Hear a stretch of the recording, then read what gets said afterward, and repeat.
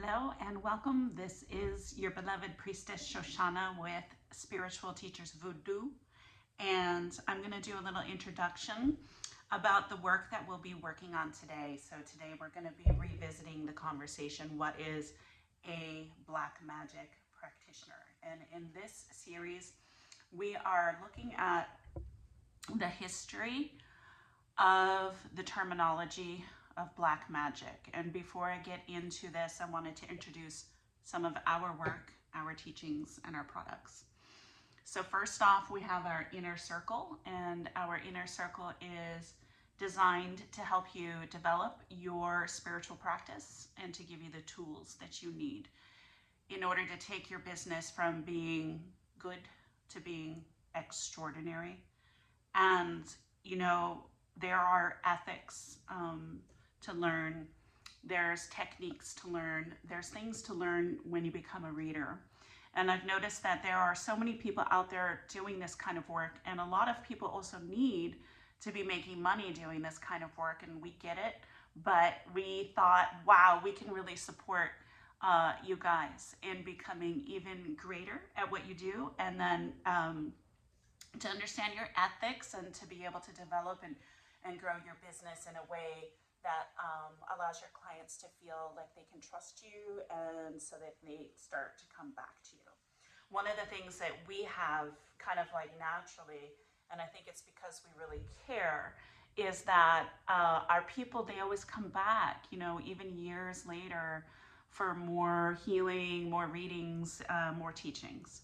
So I wanted to give you a little bit of an example of some of the things that we provide. We love providing card readings, and this is our gypsy style of card readings. Very good for figuring out what your problems are and to receive an immediate solution.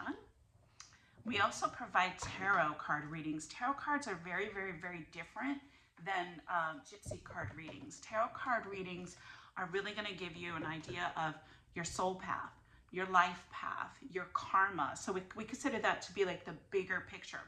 So we use the tarot for like, where are you going? Where did you come from? Really, what is your purpose? And then how do you fulfill that purpose in the great cycles of your life? And the gypsy readings are really amazing for, here's what your problem is, and here's a solution, and then here's magic. The other thing that we provide that we do amazing with is magic. So if you need magic, if you need spell casting, if you need spiritual teachings, we have our Vodou University on our website, Spiritual Teachers Voodoo. And on that university, you have 3 options of courses for you to take. One is for you to develop your gifts. The other one is for people who really want to deepen their path and their spiritual development. And the third one is a VIP entry only meeting with a high spirit that communicates prophecies. We love our jewelry, and we have things from all over the world, from Afghanistan, from Pakistan, from India, from Egypt, from the Caribbean. These things we can create as healing emblems for you, or we can create them as a protection. And so our jewelry and the things that we make, we can bless for you, send it to you in the mail so that you have something to adorn yourself with. These are our Dreamcatcher earrings, specifically made for the energies that I have with me, for my serpent energies. And then some people receive different types of jewelry. When you get a piece of jewelry from us, you don't really choose it. We choose it for you, and then we bless it. And it can be for protection, it can be for love and attraction, or it can be for clarity and peace. A lot of people have anxieties. And so these pieces of jewelry that we have from all over the world, we can send them to you and make sure that you're taken care of also in that way. I also have my teachings in this spectacular book. It's called Watch Me Thrive. It's like backwards on the video. But it is a step-by-step guide to bringing back your fire, your light, and self-love. Watch Me Thrive. This book is a book that binds together magic, prayer, your relationship with the divine, and the love of your body, healing your body after toxic and abusive situations. It's a really good book. I wrote it myself, so I know I like it. The other book that we have is for our students, and this one's really important. It's called Serpent Sutra, and it is the ancient power behind voodoo spiritism. Personal practices for magnetism and illumination. This is what it looks like, and that's me on the back. I would love for you guys to go and enjoy my literature. We are also on Instagram, TikTok, YouTube channel for free stuff. If you want to have free education, go to our YouTube channel. And then we have a whole library of information on our website. So now let's talk about black magic and the concept. So first off, black magic is a term that kind of developed in the United States. When we're coming in from Europe and we're looking at the European cultures, there were temples and there were organizations that considered themselves to be what we would call the underworld, keys to the underworld. That would be like the keys of Solomon, so on and so forth. And a lot of literature is written about the European use of dark forces, spirits, entities, capturing ghosts. This is where we get the terminology of a Vodou doll. A Vodou doll is actually a puppet, and the puppet comes from the European witchcraft practices. When we entered into the Caribbean and then came into the United States, before slavery, before a lot of the native cultures were annihilated, taking away their power to conjure the spirits, to conjure their ancestors, and to conjure their forces, and demonizing them and forcing people to believe that their own power, that their own magic, that their own practices, their ancient practices, the shamanic practices that allowed people to migrate from continent to continent. The only way that you could subjugate people to in slavery was to take away their magic. And from there, going all the way into the United States from the Caribbean, when the slave trade moved up here, what you see is this term that arises, black magic. And black magic in and of itself is a racist term, because if you can demonize a person's beliefs, if you can take away their war spirits, if you can take away their power, if you could take away their birthing rights, then what you have is slaves. In our culture right now, you are a slave. You are enslaved by the social media. You are enslaved by the biggest lie that anybody has ever told you. And that is, if you pay hundreds of thousands of dollars into the educational institution, that you will have security. So the biggest lie that they tell you, the biggest dream, the biggest fantasy that keeps you buying new things, investing in new cars, even buying your partnerships. A lot of you live in a romantic partnership where that person provides you with something that is, in your mind, something that is considered security. And so if we rip off this band-aid of belief, the truth is, which a lot of you know right now, you ain't secure about shit.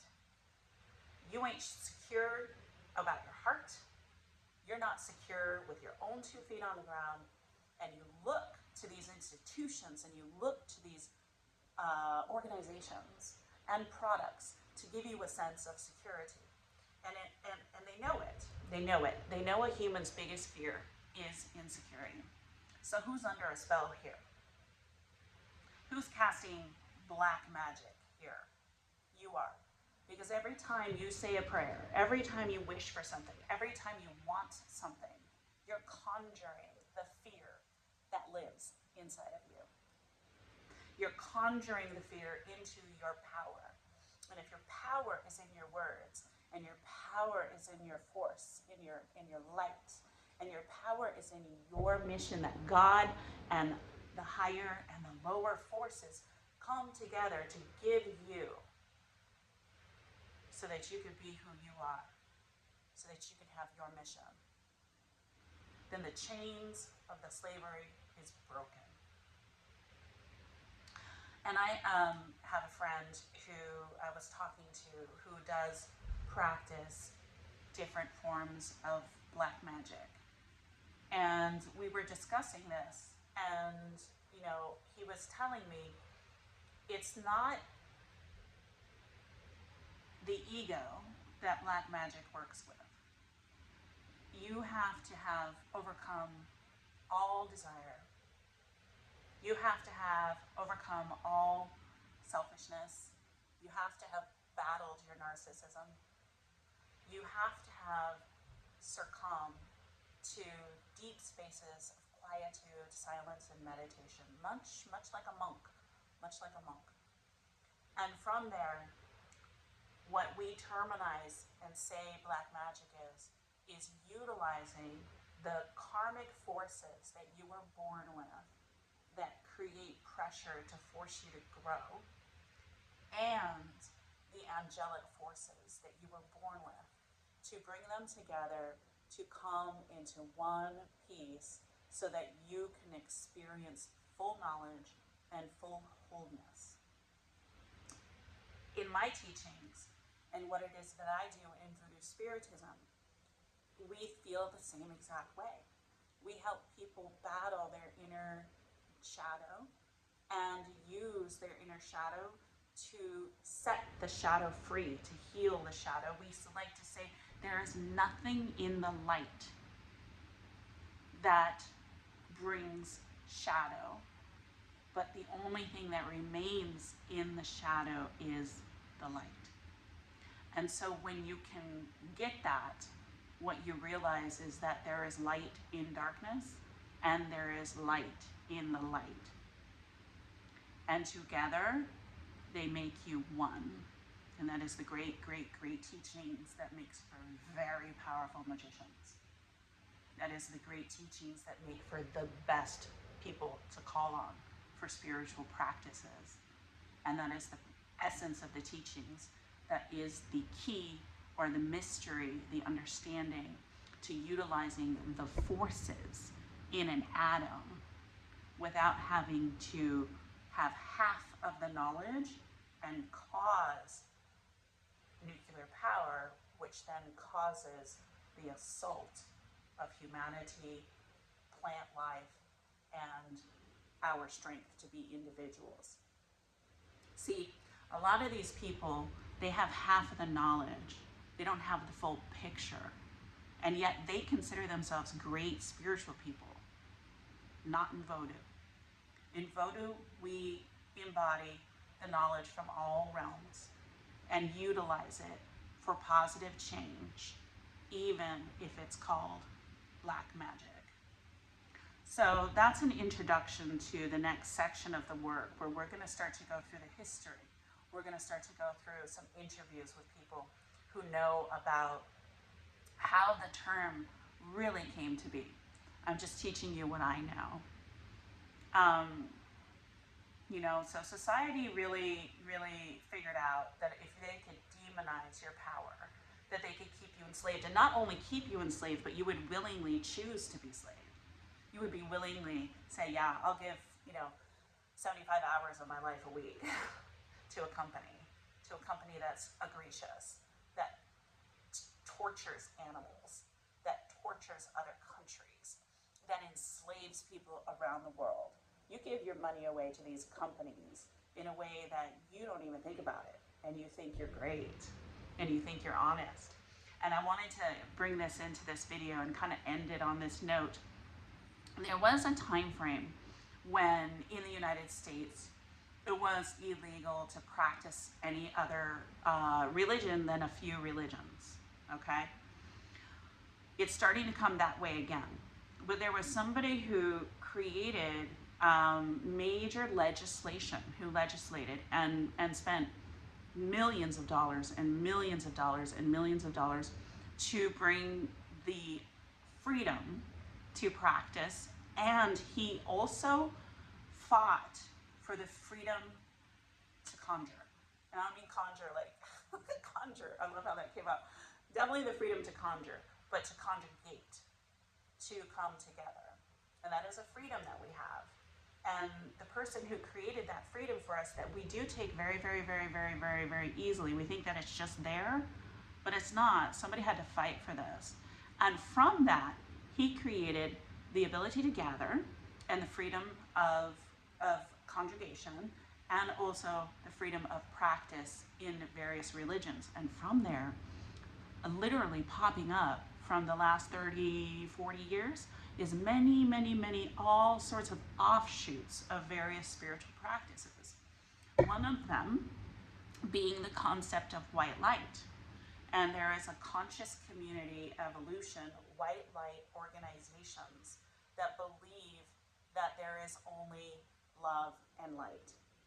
And this is something that comes from a man called Anton LaVey.